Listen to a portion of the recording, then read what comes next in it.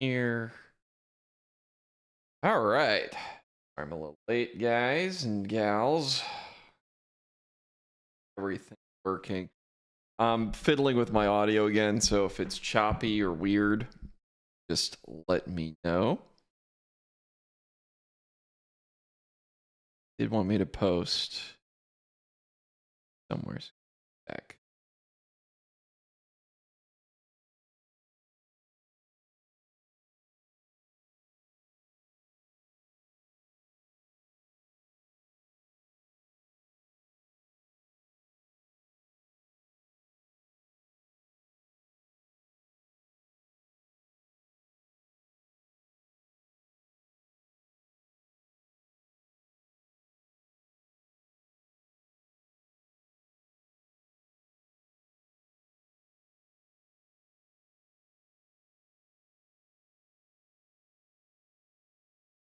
All right, we're not showing us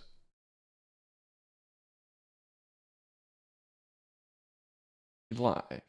Hey, there we go. Okay, we got the goof. Make sure that my browser stuff's working. Yes, we are good. Okay. Sorry, doing a few tests here, getting started.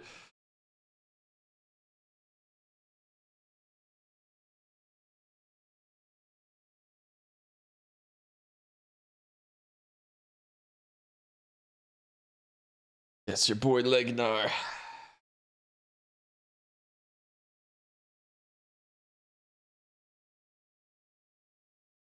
Camera rig for the synth is a little janky, so. All right. Actually, you know, while we're here, while we're getting set up, I'm going to set something up in OBS because I kind of wanted to show this, talk about it. I don't have a view for you. Give me a second. I still got to post this somewhere.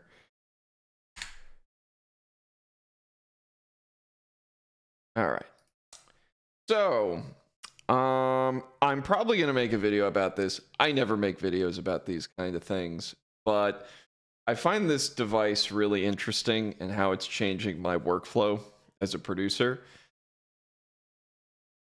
Ever since I moved, I'm so used to looking at the camera over there, but this office is different. So anyway, give me a second. I'm going to kind of walk through this thing. Duplicate. Ooh. Yeah. Duplicate.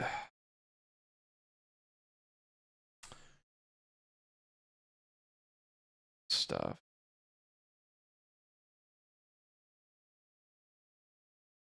Capture is off. It's going to be a bit fuzzy because this is a cheapo webcam, but oh, I need to flip the horizontal too. There we go. Hey, make sure to. Yeah, sorry, didn't get a chance to set this up. Crackman Grunt, what's up?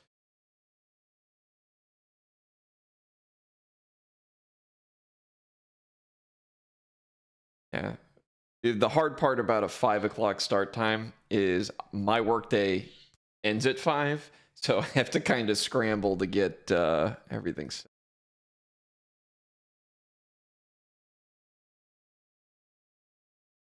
Go.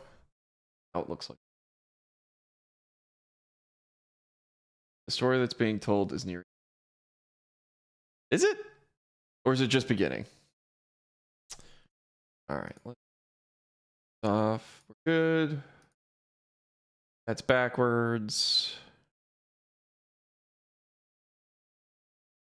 And like I said earlier, if it's sounding weird, I am messing with my settings, so it's hard for me to audition what OBS is picking up with the gate settings and everything else. So just sounds shitty, tell me, and I'll fiddle with it. All right, and heck.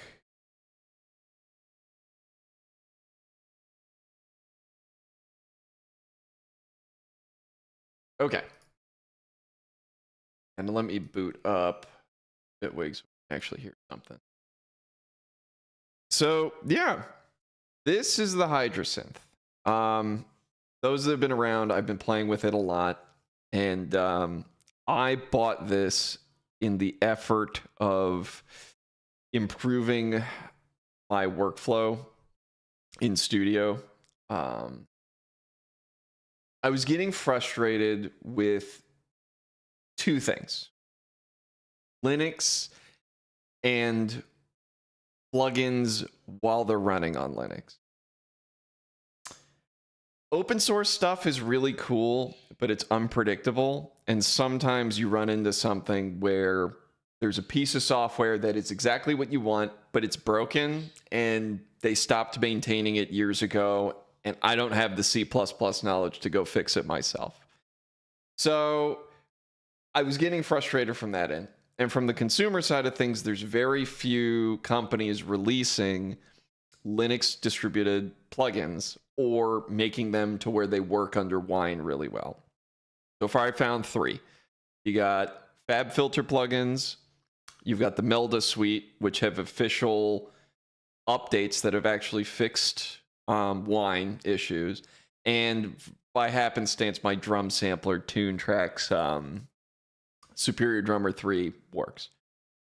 So stuff like Vital is cool until the developer disappears after 8 months and it's basically abandonware. Oh no, it's not even 8 months now. It's a year. Yeah, he stopped showing up like 2023. So I wanted to figure out a way to protect myself as a producer with outboard gear that gives me options outside of the computer. So that if things are being shitty in my computer space, I get a lot of opportunities to work on it outside of the computer. In comes the Hydrosynth. So, hang on, my mouse is doing something. Bitwig, don't shit the bed now, please. Okay.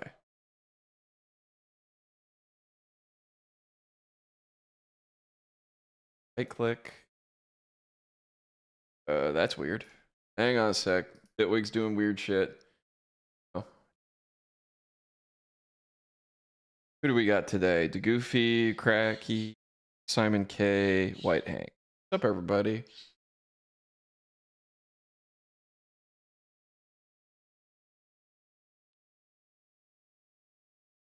Okay, yeah, that was odd. I was trying to right click and it was not allowing me to add track.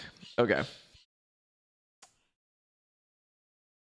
Bear with me. I'm getting things opened up.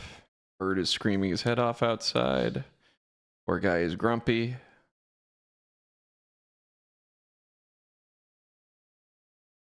MIDI output. Use MP.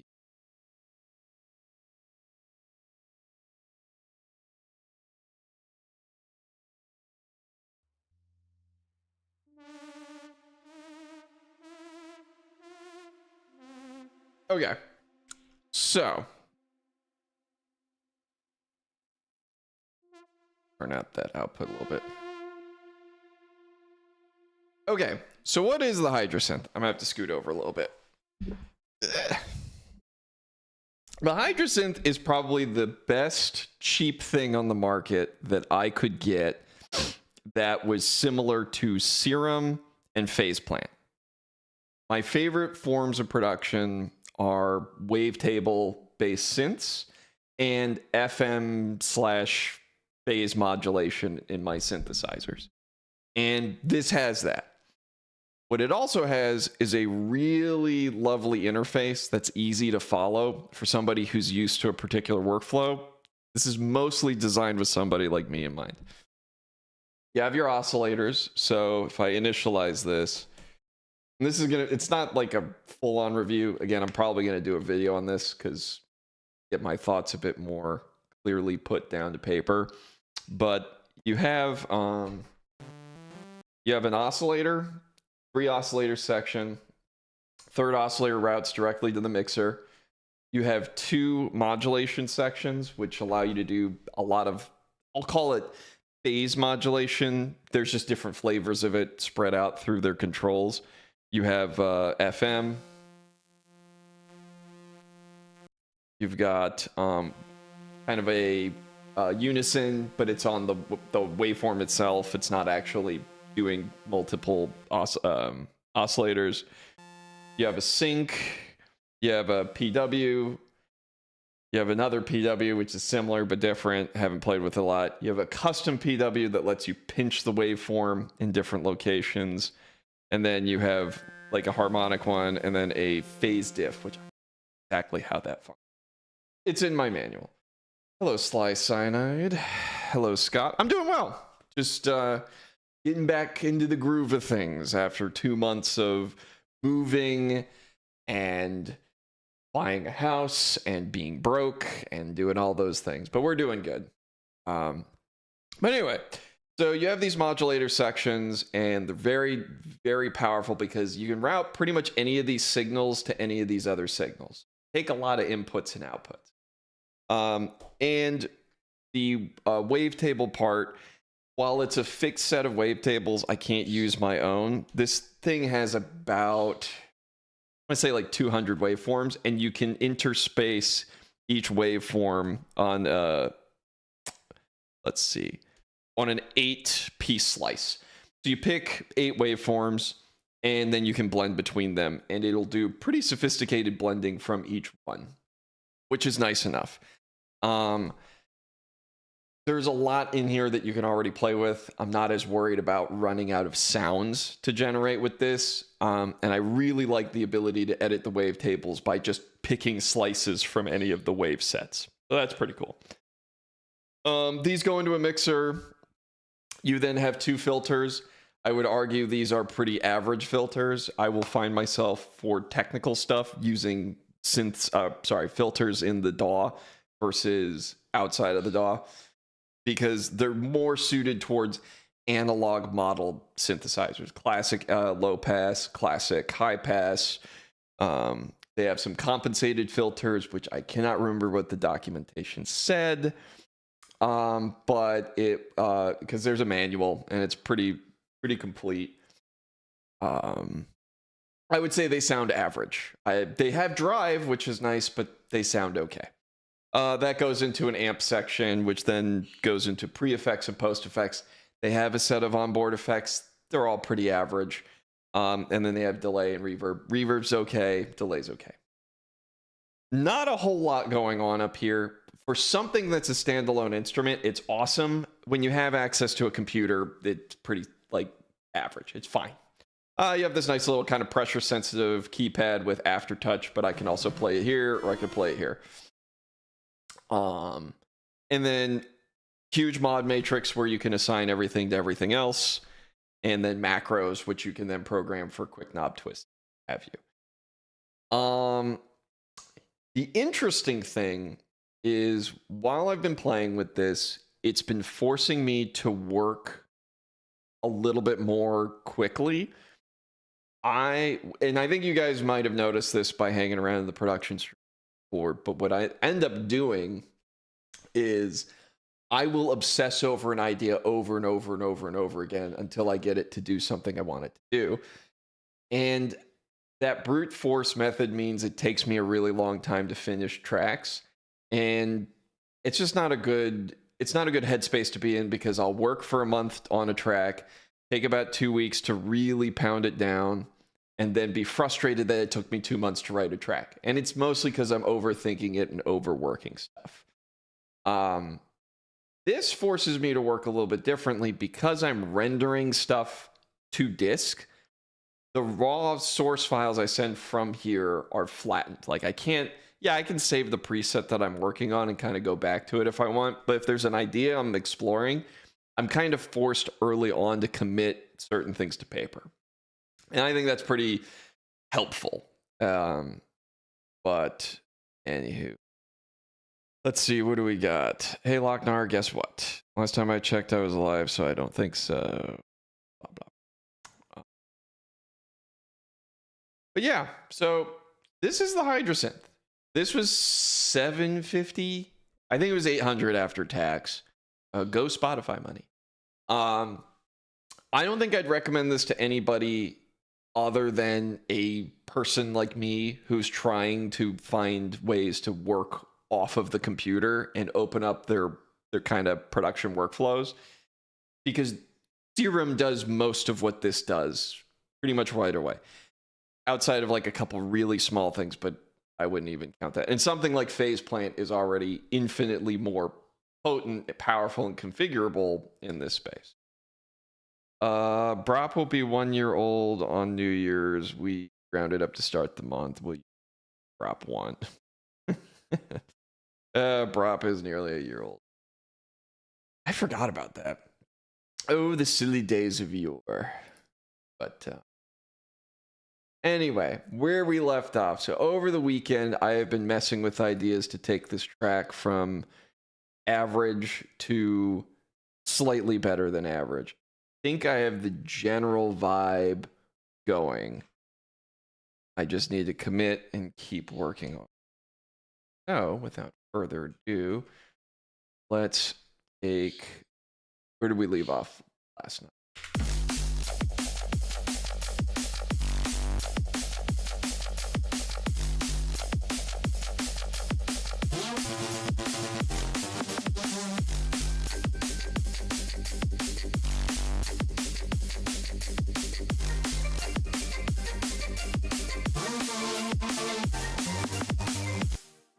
All right, I gotta do some balancing here.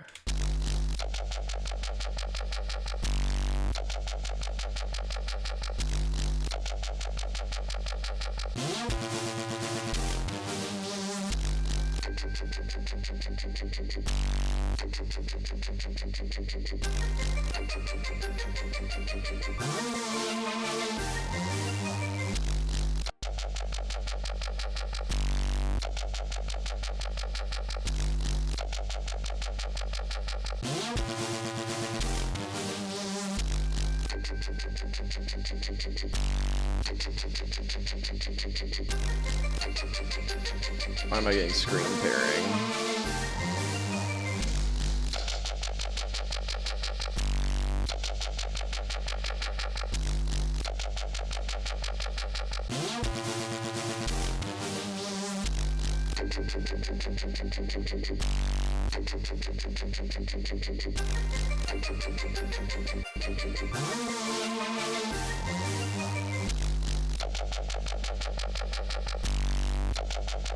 Will I do a game stream someday? I might. I mean, I've done it before.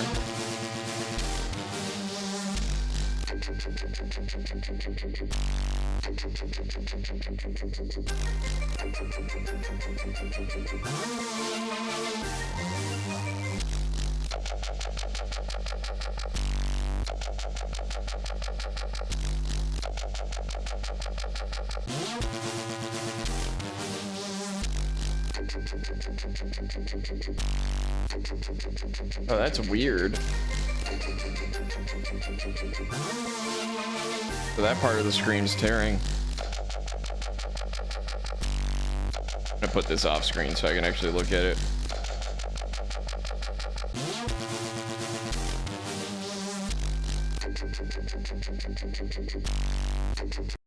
Both of these are a little loud.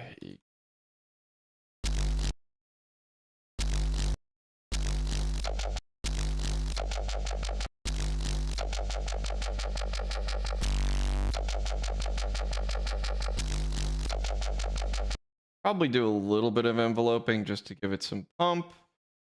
And then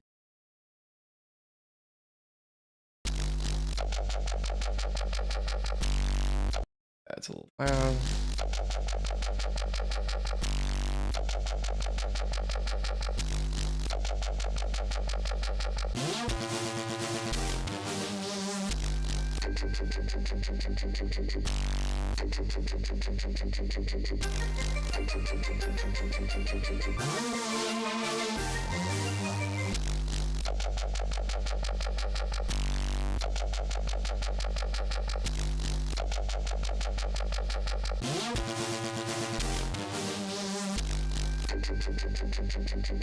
Oh, that's true. I did promise to do that after the next tapes.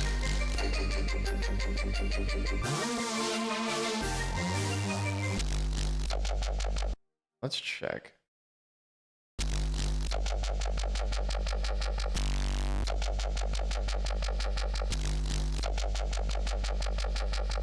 All right, those, let's group those up to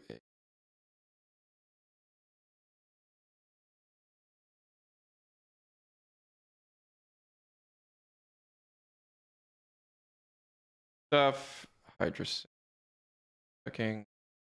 here.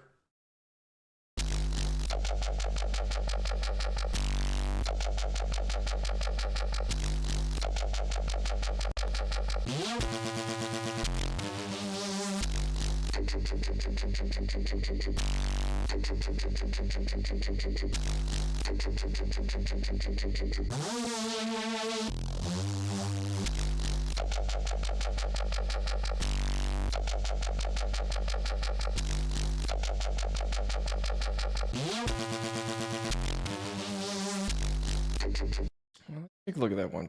That was actually kind of.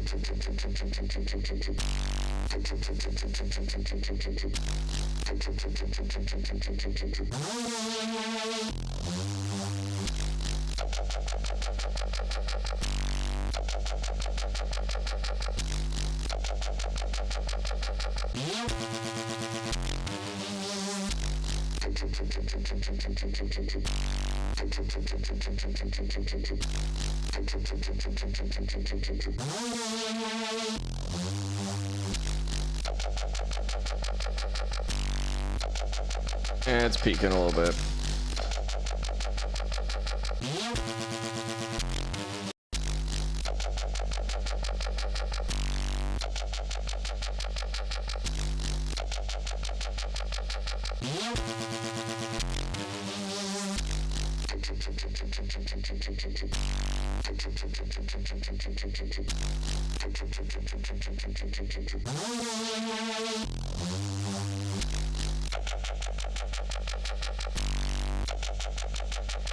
And I am getting screen tearing everywhere.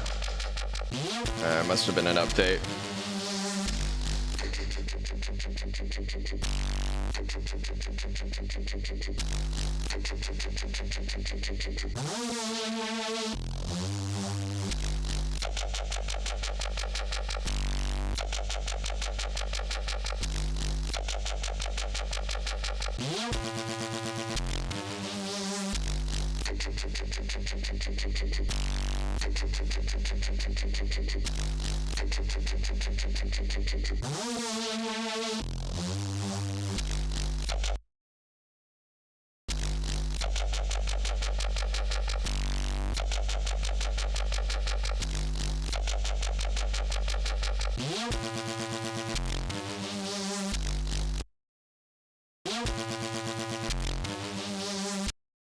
All right, for you, I definitely want to do that cheat.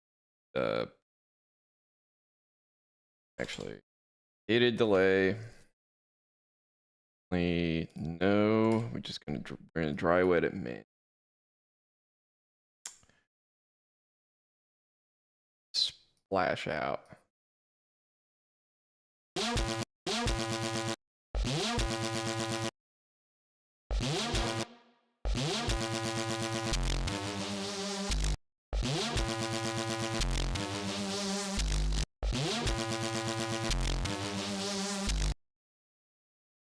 Probably just OTT. I don't really want to smash it that much.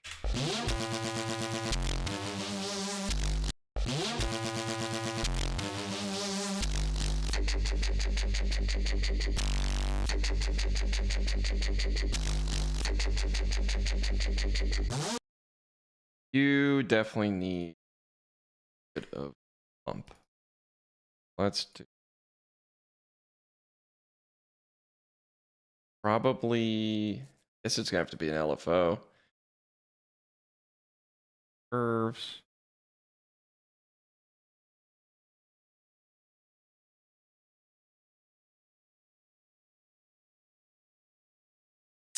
16. Do do do do do do do do. Trying to bring it down to.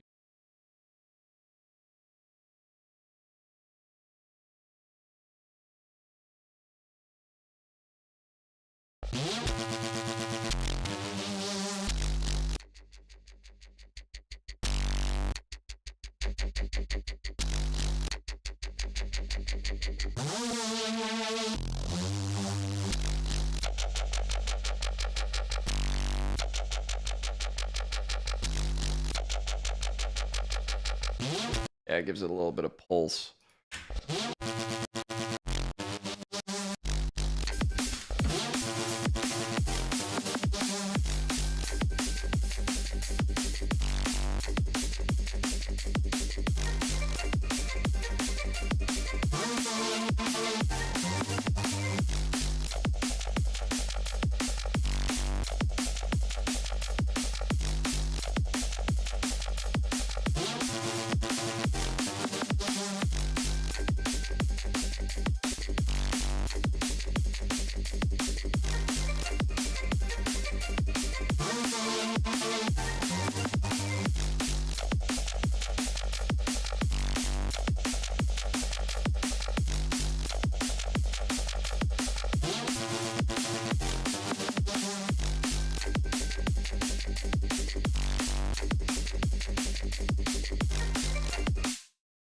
All right, how do we start this thing?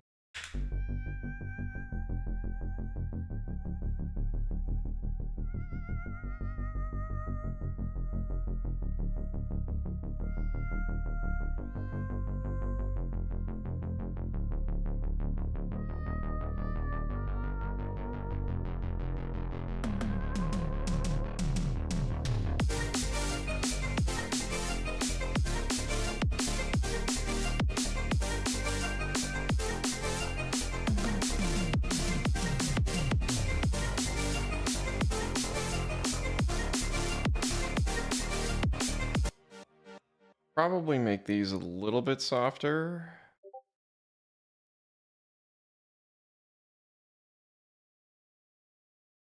That's nice. One of my old Destiny buddies. I have not been getting on that game in a hot minute.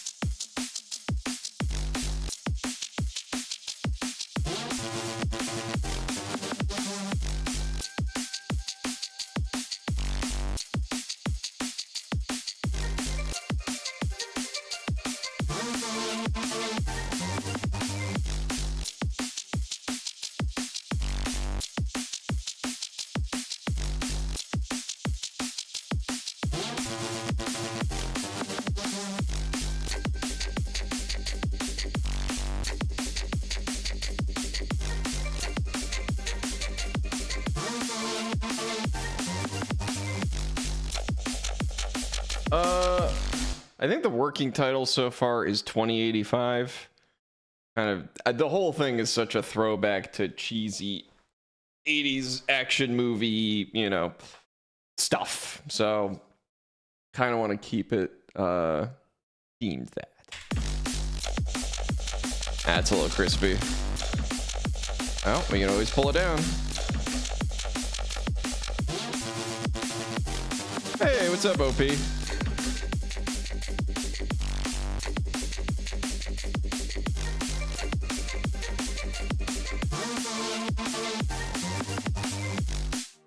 All right, I feel like this needs some cheese. All right, give me a sec. Let's grab. We need the Hydrosynth untainted. So let's track. Did I save a preset for the Hydrosynth? I did not. I really should, but that's okay. Hardware instrument. MIDI clock, use MPE, MIDI out.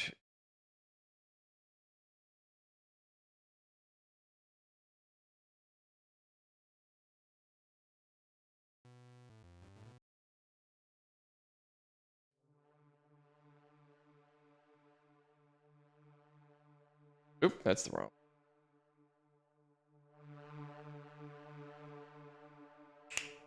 I'm going to go preset hunting, even though I just complained about doing that the other day. I'm really just looking for like a glassy set of keys. Because I want one of those little trills. Okay, well, time to Hydrosynth. I will say the patches that come with this are very nice, and they show off pretty much what you expect. You've got FM style digital sounding wavetable stuff from kind of classic stuff from the 80s, and probably more cinematic stuff like complex transforming shit that pads and things that are good with transitions over time. So there's a lot of that in here that are great. Not a whole lot of good bass sounds, but again, it's not really what it was designed to do. But in any case, let's see. Would it be keys? Probably would be keys from their set. Yeah, I'm thinking, honestly, something just...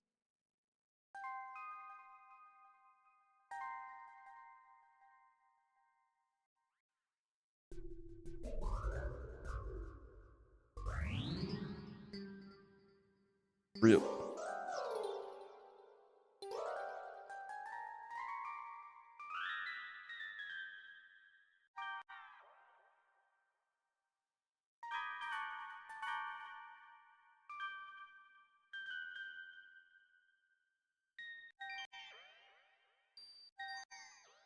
Nice little bell tone that flies up.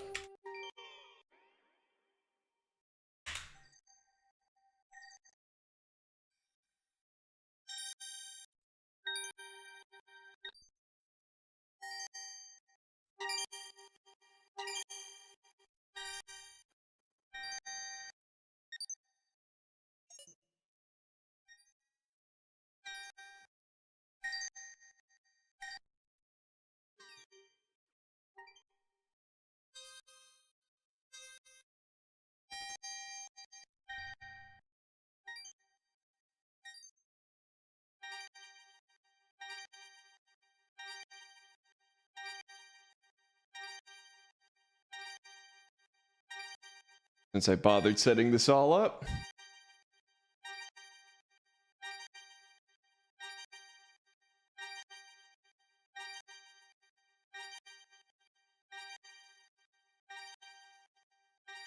Oh wait, is it playing through? Oh yeah, I don't want the.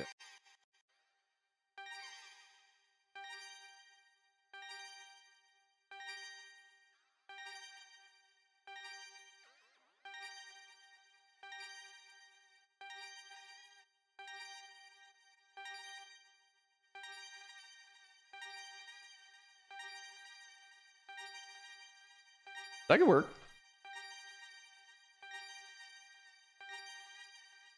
Oops.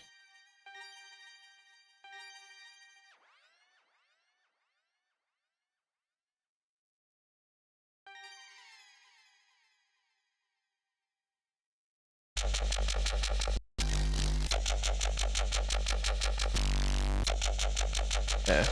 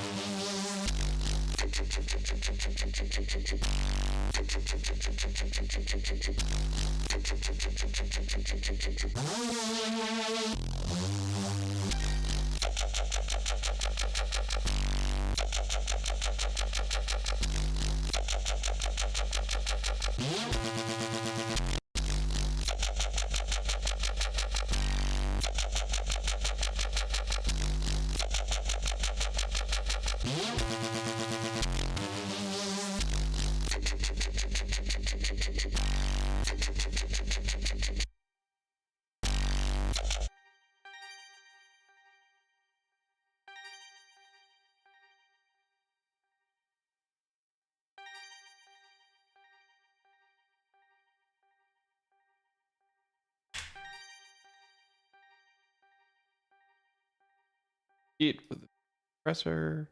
Oh right, I don't know how their new compressor works. It does have makeup though. Ah, you can learn makeup.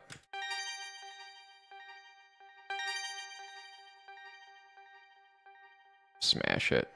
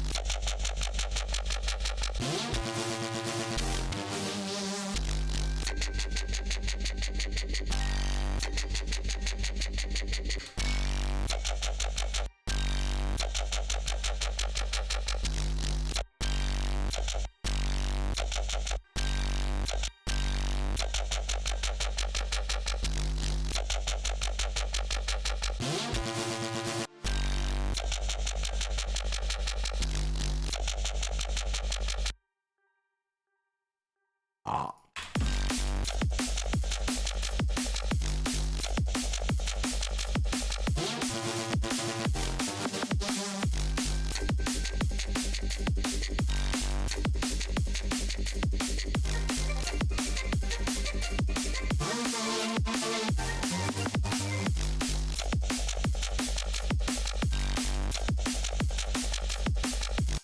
Maybe I don't love that idea.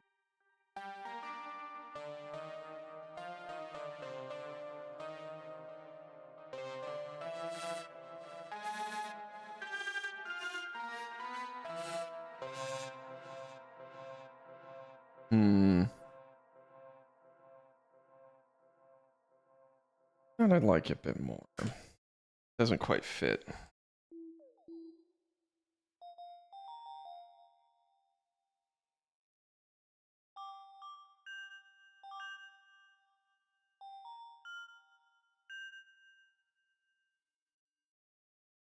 The notes.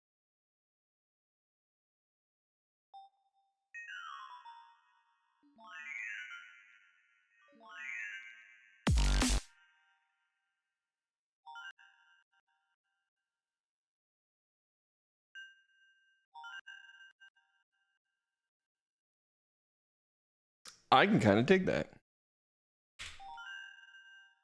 A nice little ring pull. Ring mod.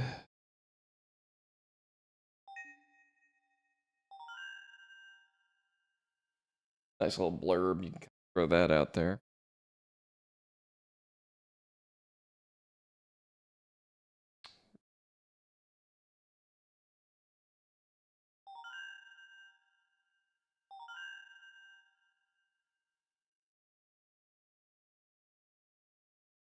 Coding.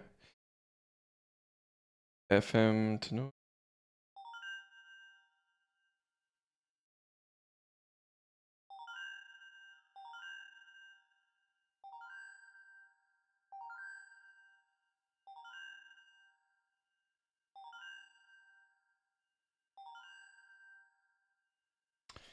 All right, take that.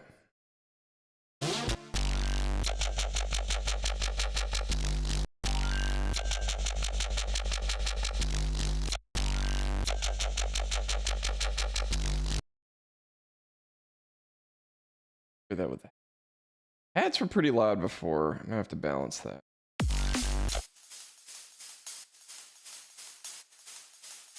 Well, maybe not. Only peaking around 36. Yeah, that's on the money.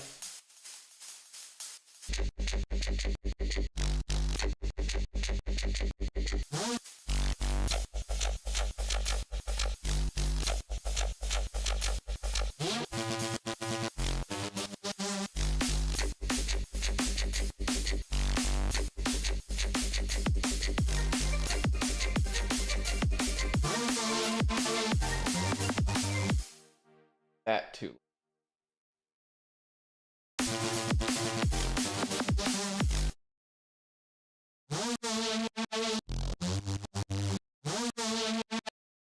Little hot.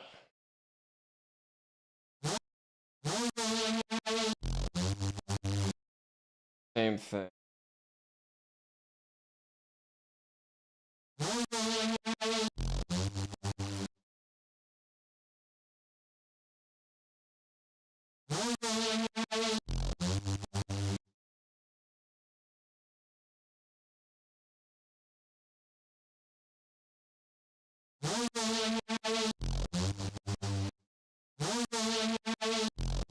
Hey, Nady, what's up?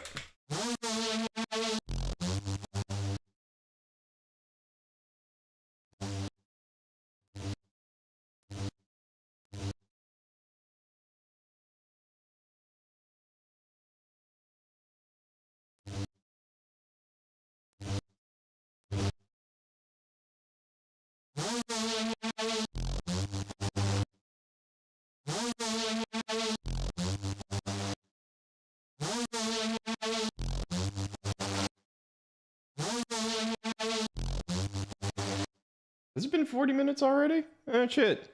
How about that? Time flies when you're actually sort of getting shit.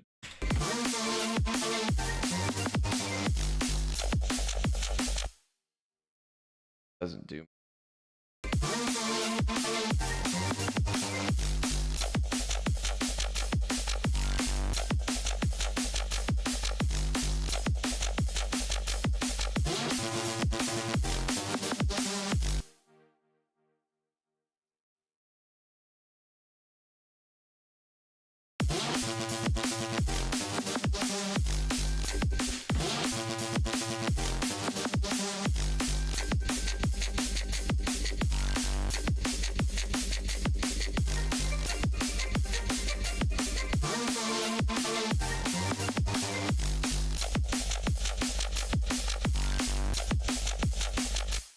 Just a little too video. All right. Drop that idea. Meh. It was good on paper. It just doesn't really go. All right. Now.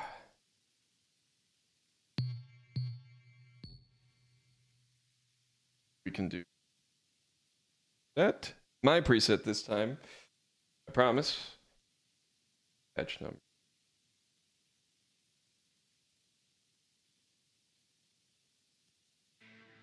Nope.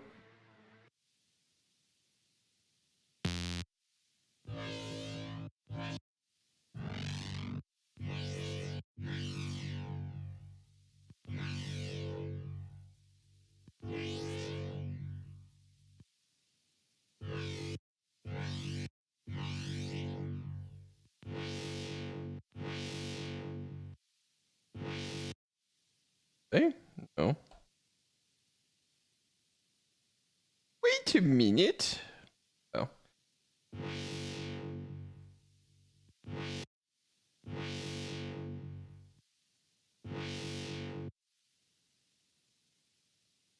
All right, we've got too much going on in the signal chain.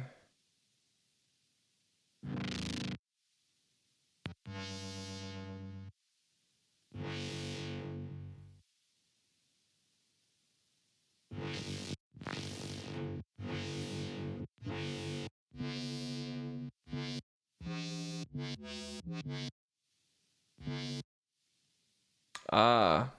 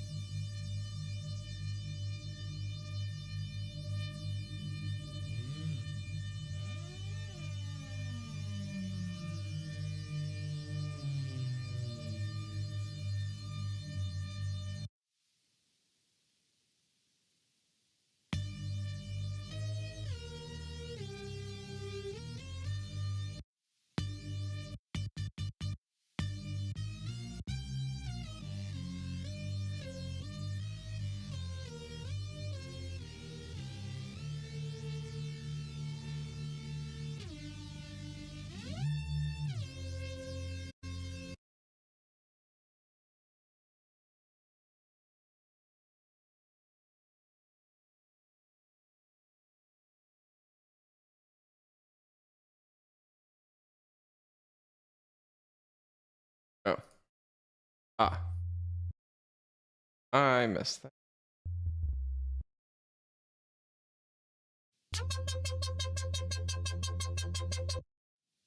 I forgot about that.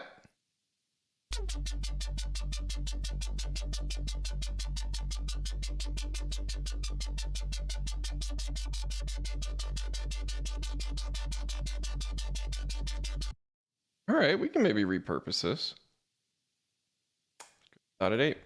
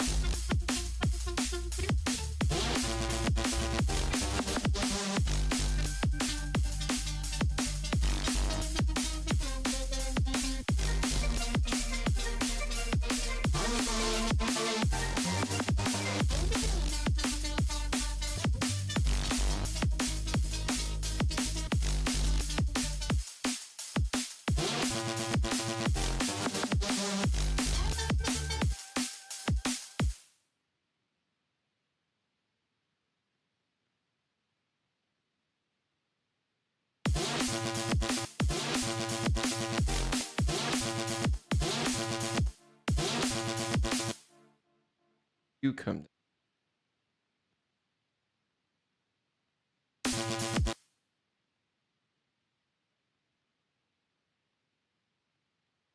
Oh, okay. I can let me.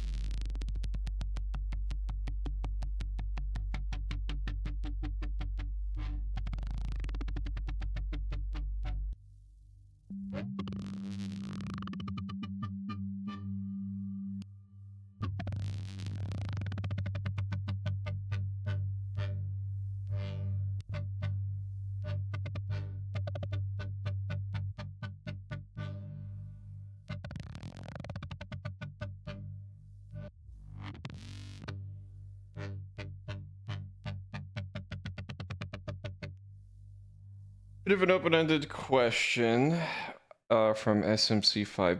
Let me try that again.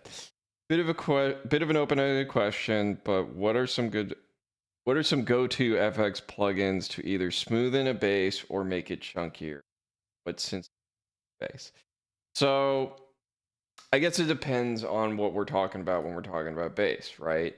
Because at the end of the day, it doesn't really matter. Hate that because it's like it doesn't matter what you use, how you use it, but it depends on what you're trying to do, right? If you're focused solely on like strictly a bass tone, something that is just like the sub, those low frequencies, it doesn't really matter. You're going to be using the fundamental waveforms anyway, like a sawtooth, square, sine, whatever. And then you're going to be tweaking it and having a lot of the highs filtered out. But that's probably not what you're asking because you're here and I make crazy shit.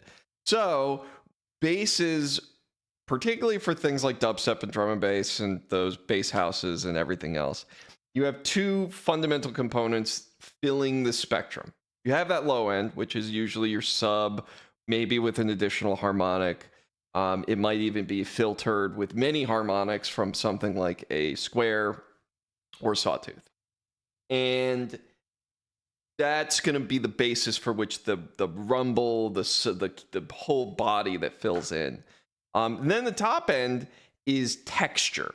That's like the growls, the respace, all those things. And after a certain part of those lower rumbly bits, you're going to get that characteristic of like brightness, crispness, noise, typically created through distortion and other shit. So with that being said, go to synth for sure is Faceplant. Faceplant lets you create multiple generators. So, hey, I'm making a generator for just my sub, and I'm going to pass that to a particular part of my signal chain. That's all set up. Then you've got your wavetables, which can give you a lot of texture without a whole lot of effort. Or you can use your phase modulation to create a lot of texture, modulate those as you see fit until finally you get something that starts to have movement and motion. Those get layered together, compressed as hell, distorted back up again, and you got a sound. For smoothing it or making it chunkier. So smoothing a sound is typically going to be dynamics control. That is either multi-band dynamics where you're using compressors at different bands to smush shit back down again. Pro MB, but it doesn't have to be any of these specific ones. It's a multi-band dynamics processor or kind of compression. And OTT is a good example of doing it at the same time, downwards and upwards.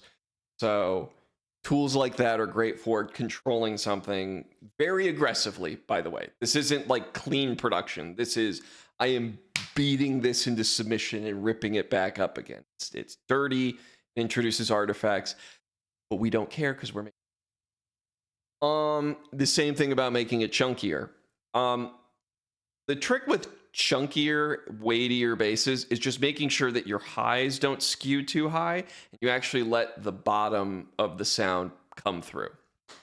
And you'll look at, if you look at a spectrum readout on something, you'll notice that your sub peaks pretty aggressively.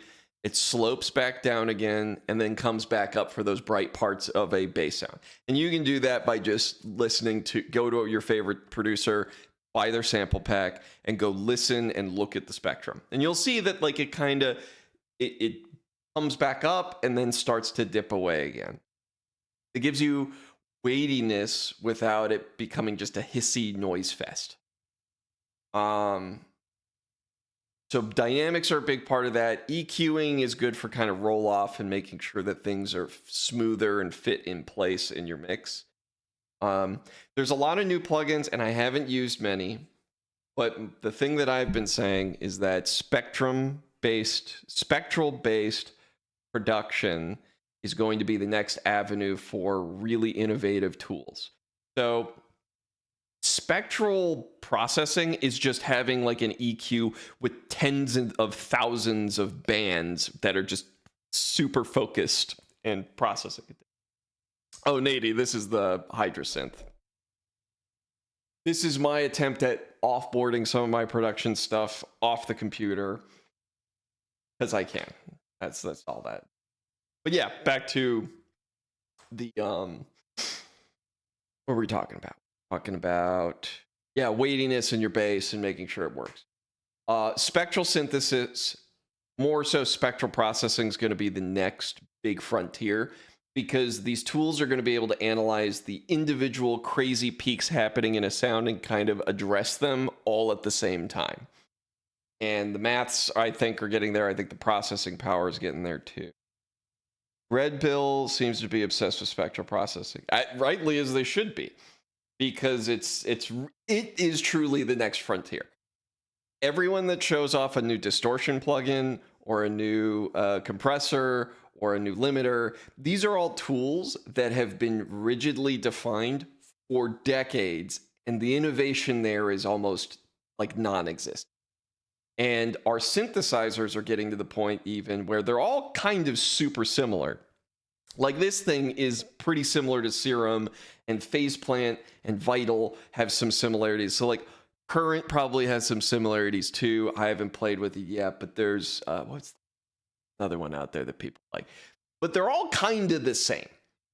The spectral stuff is not. And it opens up a whole new world of production, both in sound design, and I'm more interested in the mixing and mastering, because when you have spectral tools for mixing and mastering, now it's not like, fuck, I got to fix all of these little frequencies that are just doing weird things. Now it's going to be like, hey man, just kind of smooth that out and just average it. That's like, okay, Pro Q4. That's where I'm excited about that, having spectral ahead of myself. Spectral EQing tools, that's going to be able to kind of soften some of these weird things that do stuff that you don't want. Because when you're doing crazy shit where you're stacking generators with tons of noise, tons of artifacts, tons of other stuff, it's crazy. Hope Steve Duda comes out with some cool stuff. Is there going to be a Serum 2? Does he care? Is he finally at the age where he doesn't care anymore? I guess maybe not. I mean, he's a software guy. Once he has a tool he likes, he's just going to happen. Ooh, breaking down with boards and circuit bending them. Ooh, we've blown one speaker already. I believe that. Easy enough to do in that space. Where do we leave off here? All right, I'm trying to make something that I like. There has to be a Serum 2. There just has to be. You can't not have a Serum 2. Think of the children. Maybe that's our plea. Do it for Santa Claus. Mary Chrysler. Now, the truth be told, Serum is still really good. I don't use it because to make it work on Linux is kind of a haze, and I kind of bought this. The only thing that this doesn't do that really bums me out is that you cannot directly route out the oscillator beyond the effects section. So either I have to play with the effects and then filter out my final oscillator at the end, or I have to just forego it entirely and then add it in later, which is what I've been doing. If you look at this chain, right, each of these are Phase Plant for just having a sub and then using the top end from this. It's a kludgy way of doing it. This is more of an exercise in, can I produce this way, not should I produce. But yeah, let's see. I've been getting into drum and bass a bit, and this song I'm making for the soundtrack, I'm emphasizing some emotions. Sending out what types of basses I should use with a big synth. If you're doing big synth leads, a very easy place to go for inspiration is Subfocus. Dance floor drum and bass is really easy. Not to poke fun at him, but you have maybe one gnarly bass tone that then fades into eighth note, sawtooth, respace, plucks. Which, I mean, right this second, I'm doing something very similar to that. If you like, I'll actually, instead of having the crunchy bit, I'll take the bit from the beginning.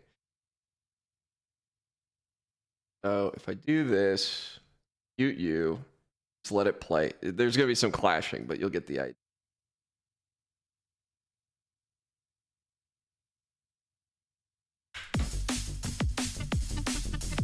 Oop, let's not have that going. One moment. Mute. Okay.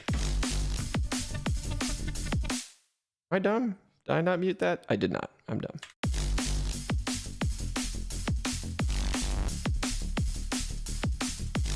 So having the 8th note plug, like 80% of Subfocus is that, and other dance floor producers.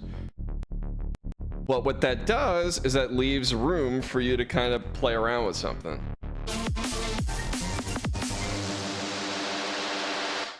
Give me a sec. I'll grab a very cheesy lead from Faceplant that... Ah! What? I guess it didn't think that I was clicking on that.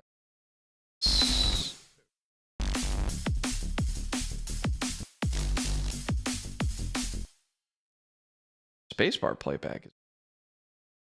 I'm due for some updates, and I bet you there's a graphical issue with Wine at the moment, so that's why I'm having.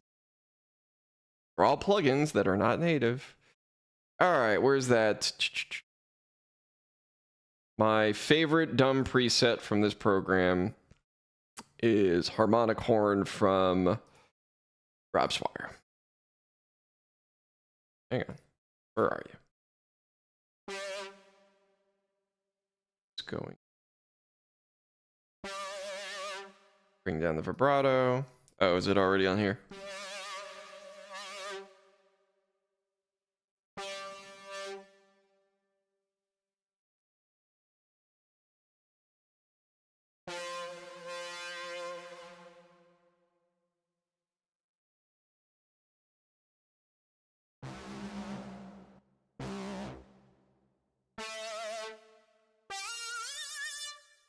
All right, so yeah, so you got that pluck. It's muted. It's got body. It's got weight. It's kind of like Solar System or other tracks that he's done, but you can kind of go with that being your foundation.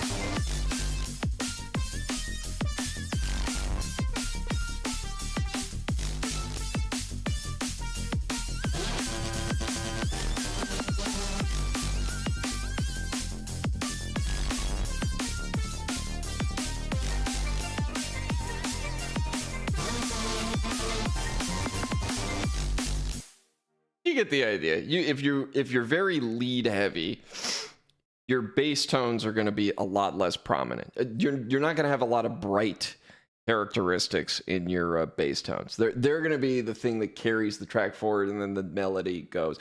Oh, you know what? Another good example. Just go look at Pendulum. The Pendulum catalog is relatively simple bass work because it's also kind of designed for a band.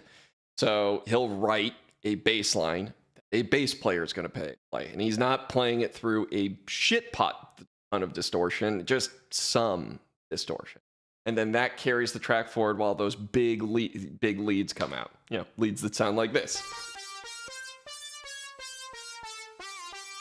So, yeah, that would be my long-winded advice if you're doing some drum and bass with some big, heavy stuff. Pull back the mid bass tones, those textures on top, and let like the rhythm carry it forward. It'll be golden. Or you won't.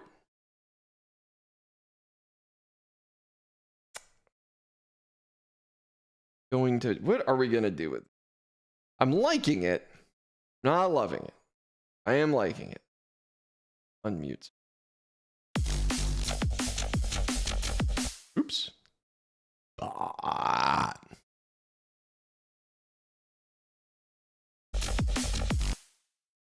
Oh, it's that baseline.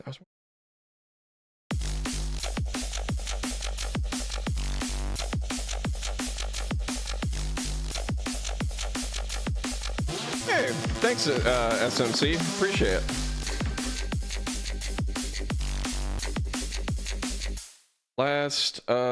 Last question for how I should start up said song. It can't be too long because it's for a boss fight. So I mean, the beauty of like dance tracks in general is you're gonna be able to get away with something that loops, right? Oh, that is technically the first super. Hey, congrats, you're the first super. So what were the other ones? Donations? Oh, that's super chat. Okay. Different thing. Now I know. What was I saying? Oh yeah. So like dance tracks are all very rigid constraints. You've got 8th bar movements, and then they're duplicated to where there's 16 bars where they have an alternate in between, and then you duplicate that whole set to about 32 bars. For a boss fight, you're probably going to write a 16 bar to 8 bar intro that leads right into when the combat starts. You're going to have a 32 bar that goes, and then you're going to have a kind of section that pulls back a little bit, and then another 32 bars, and just eat. Like Enter the Nexus, that is a perfect example of I just looped a bunch of ideas back to back to back to back, and then just picked a loop point where the whole thing started back over again. And that intro was like a non-intro. It's and it just goes right into it. So your best bet to get started, start with the main first big note. Like, okay, where does this start? Blah. Okay, make the blah. And then build your drums around that, and then go from that forward. Says, let's celebrate. I don't know. I'm just going to do a heart. There you go. Got a heart. Thanks for the super chat. We've done this now for a year and a half, and nobody's done a super chat before. I guess everybody does donations instead. It's like the same thing, because Simon's been on it forever. But, anywho's.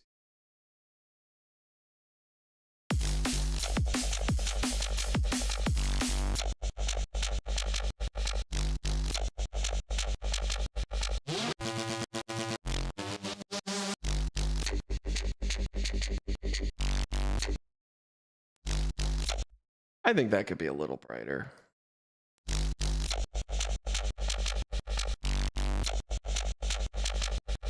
Same with that one.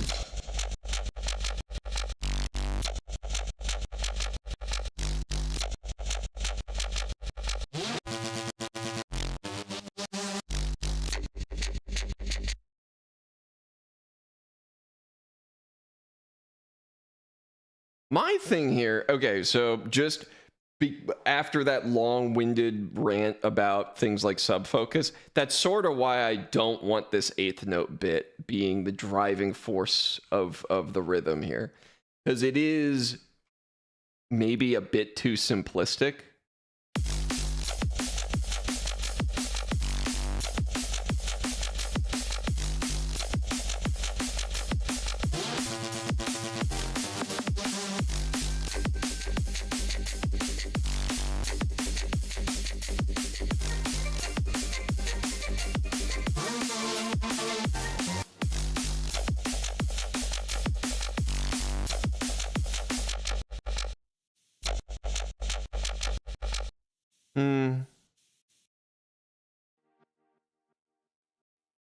Let's see if we can come up with some extra stuff.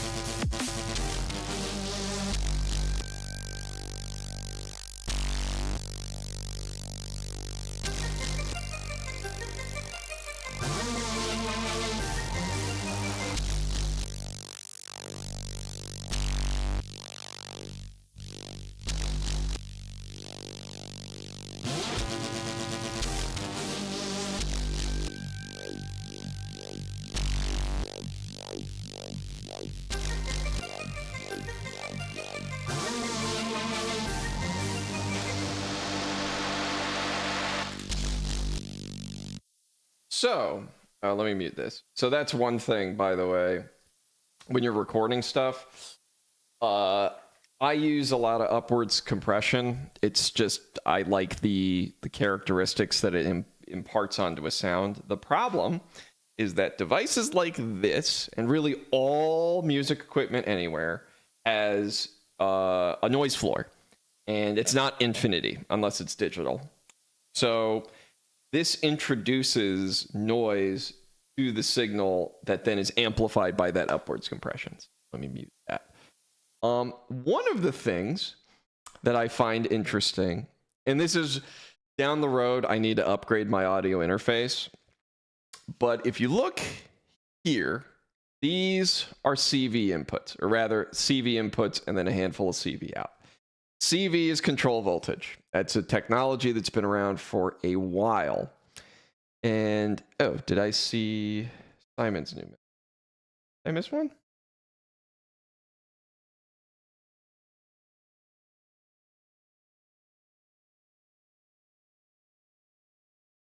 Anyway, I haven't seen a recent one.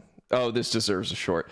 The editor, I end up sending him stuff like down the ways. Okay, back to my original thought. Sorry, I got distracted. I was reading that. So the control voltage is a very old technology.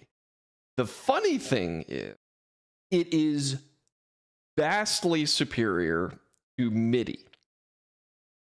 What do you mean? Well, MIDI 2.0 is not everywhere yet, and I don't think there's going to be a lot of MIDI devices that accept that signal. I don't think this is one of them. But MIDI can send steps 1, 2, 3, 4, all the way up to 128. I think it's one, so it's like 1 to 127, something like that. And that stepping, you don't really notice it on kind of slow turning moves. If you have a filter that you're kind of sweeping across, you're not going to notice it. However, when you're trying to do quick filter work, and a device like this, I'm sitting here trying to make basses with this. Bass work in drum and bass requires really snappy, tight controls on your envelopes. And I actually think that drawing envelopes with this tool is okay. Drawing LFOs with this tool is okay, but it is nowhere close to the ease I have with curves and segments in Bitwig, because I have an interface. I have the mouse, I can type, or I can click away and draw a pattern that I care about making for my sweeps and my modulation.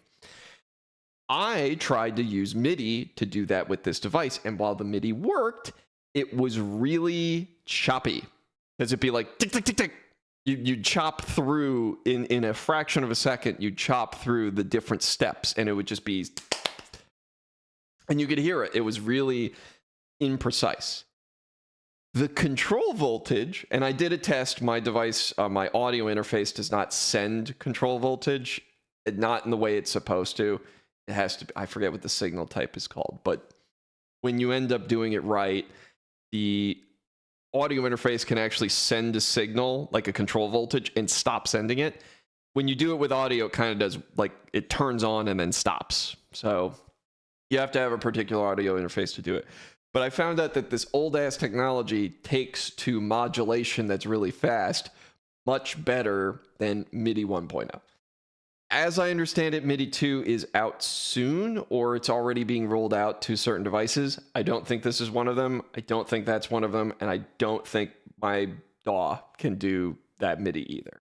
So I am going to look into getting an interface at some point that lets me send control voltage out so that my DAW can directly and cleanly send signals to this so I can modulate parameters on this in real time effectively without that stepping, or rather with so much less stepping that you can't actually tell that they're stepping at all.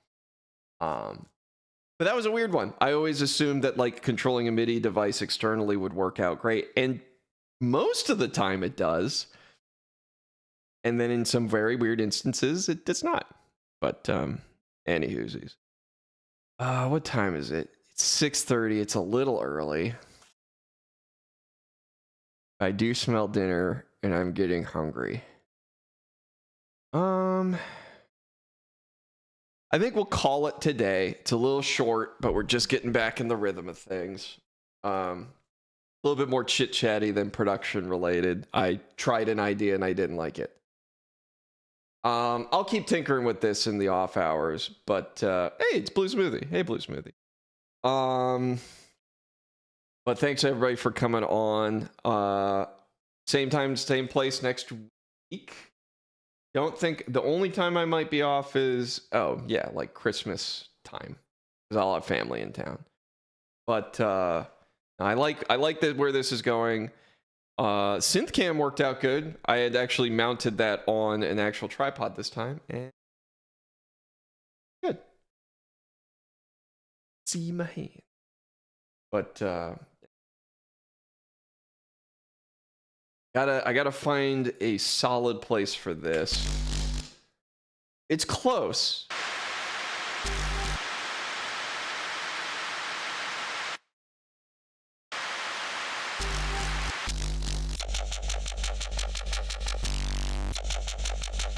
Oh, that's why.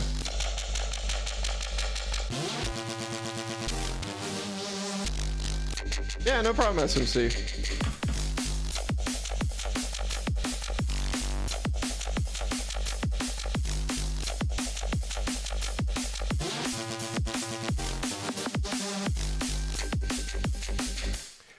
I've seen an article about the Hydra synth, and one con is that going back to other synths disappoints you because you don't have such LFO filters. Yeah, actually, it's true. It is a great little device. I really like it. I think because I like drawing automation a lot, I want to be able to send control voltage to the device so I can not only have like automated things going on, but actually automation lane stuff sent to the device. That's just helpful for me as a producer. I just don't want to. The truth is that the upgrade is a Motu. What I really want to do, since I do intend in the long term to buy more hardware, I have to commit to buying a Motu 828. And that's like $1,000 that I just do not have. And next year's going to be expensive because electronics are going to be more expensive. That's just reality. So it's going to be a lot of t-shirts I got to sell and a lot of donations I got to collect. But getting the Motu 828 gives me a full rack, and my outputs, I do have control voltage outputs, so that any device that I buy, I will use CV, and then I'll be able to expand the setup as I want to go. What's the BPM on this song? Oh, it's 174, just like every other drum and bass song that will ever be. And then AMC is going to play it at 180 every time because how people get. What's the shirt? Oh yeah, one of the designs. We're about ready to launch the store and do a limited run. We just have to pick which design we're going to sell, and I think generally we're probably going to, unless it lets me ship internationally and put like the payment for that in there, there's some stuff to fiddle with, but we'll figure it out. I looked at the camera that's not there. Anyway, I'll see you guys next Wednesday.